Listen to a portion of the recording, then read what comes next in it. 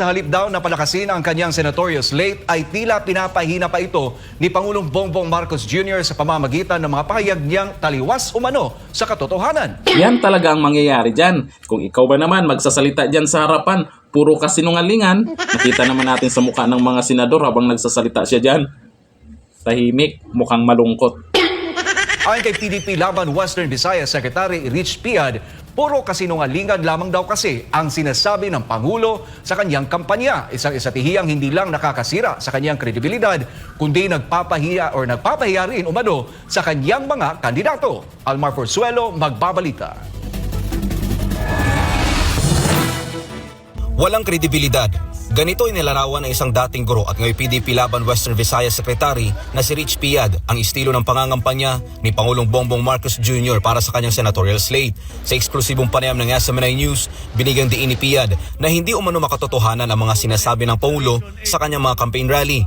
Isa sa mga halimbawa na binanggit nito ay ang pahayag ni Marcos Jr. na si senatorial candidate Francis Tolentino ang tumulong sa mga nasalanta ng Bagyong Yolanda sa Visayas. Isang bagay na tinawag niyang kasinungalingan. Ikaw ba naman ibibigyan mo ng good credibility ba? Or ipapaya mo ba si Tolentino na siya ba yung talagang nagpunta doon nagbigay sa Yolanda? Hindi, kasi nungalingan.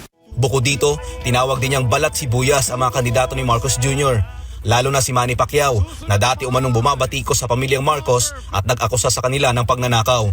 Kaya sa mga senador dyan, kung kayo hindi manalo sa pagdating sa eleksyon, alam nyo na kung sino yung sisihin nyo dyan. Napansin nyo naman, itong mga nakaraan, sila pa yung una na nagkaroon ng rally. Wala daw negative. Pero bumanat, una, si Pangulong Bongbong Marcos. Tapos kung ano-anong mga sinasabi, mas maganda siguro kung kayo-kayo na lang mag-ikot. Kagaya na ito, maraming galit, pinagtatawanan. Si Pangulong Bongbong Marcos, kung ano yung mga pinagsasabi niya dyan, damay kayo. Siyempre, kayo yung inendorso Pag yung nag-endorso sa inyo ay ayaw ng karamihan, damay kayo. Totoo po yan. Mapapansin nyo po ngayon sa mga rally nila. Diba? Pag nagkakaway-kaway pa nga, hindi pinapansin. Damay din kayo dun. Mas maganda siguro kung talagang nag-independent na lang kayo. Pwede pa kayong manalo. Pwede pa kayong maisingit dun sa senatorial slate ni Tatay Digong kasi hindi naman kumpleto yun. Pwede pa kayong maisingit. Mukhang totoo nga na mukhang masisira lang kayo ng dahil sa amo nyo. Agree ba kayo dito? Comment down below. Yan dito lang. Thank you. Bye.